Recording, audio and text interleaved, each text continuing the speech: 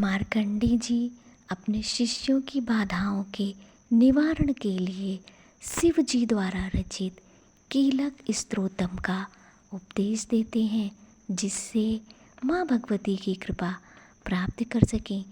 कीलक मंत्र के ऋषि शिव जी हैं। तो आइए प्रेम पूर्वक माँ अम्बे का ध्यान करते हुए भक्ति भाव से श्रवण करते हैं। कीलक स्तोत्रम। श्री मार्कंडे ऋषि बोले, मैं उन भगवान सदाशिव को नमस्कार करता हूँ जिनके 3 दिव्य नेत्र हैं, जिनका शरीर विशुद्ध ज्ञान स्वरूप है, जो मोक्ष प्राप्ति के कारण है। अर्ध चंद्रमा जिनके मस्तक पर शोभायमान है, मंत्रों के शाप एवं उत्कीलन आदि को समझकर पाठ करने वाला पुरुष मोक्ष पा लेता है, अतः इसका ज्ञान होना आवश्यक है। सब उच्चारण आदि वस्तुएं इसी स्त्रोत द्वारा पाठ करके सिद्ध होती हैं, और जो इस स्त्रोत का पाठ करके सप्तशती के पाठ मात्र से स्तुति करते हैं, उन्हें देवी जी की सिद्ध हो जाती है।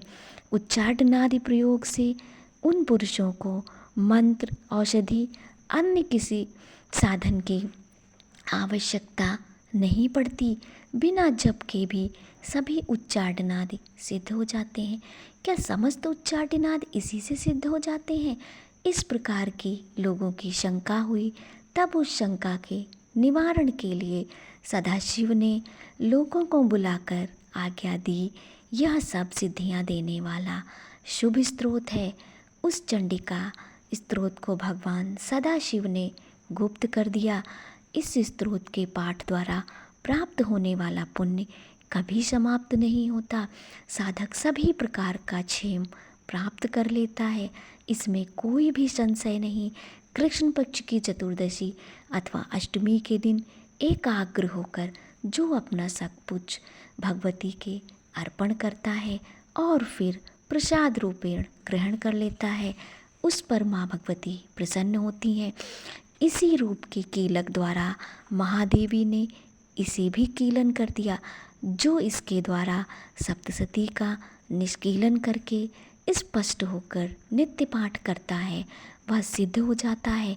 देवी जी का गण एवं गंधर्व होता है। वह कहीं भी घूम रहा हो, उसे कोई भय नहीं होता, ना उसे अकाल मृत्यु होती है। देहांत होने पर वह मोक्ष पाता है। इसलिए इस कीलक स्त्रोत को समझकर तथा उसका उत्कीलन करके पाठ करना उचित है। जो इस प्रकार नहीं करता उसका नाश होता है। तभी तो बुद्धिमान इसे समझकर ही उत्कीलन से संपन्न स्त्रोत का पाठ करते हैं। जो कुछ भी रमणियों में सौंदर्य, सौभाग्य आदि दिखाई देते हैं, ये सब के सब श्री देवी की कृपा के फल हैं। इसी कारण इस शुभ स्त्रोत का जप सदा करते रहना चाहिए। इस स्त्रोत के मंद स्वर में पाठ करने से थोड़ा फल मिलता है, उच्च स्वर में अधिक फल मिलता है। सभी सिद्धियां प्राप्त होती हैं। अतः उच्च स्वर से पाठ याद करें। जिस भगवती की कृपा द्वारा सौभाग्य, आरोग्य, संपत्तियां, शत्रुनाश तथा परम मोक्ष की प्राप्ति होती है, उस जगत की माता की स्तुति करनी चाहिए। जय माता दी।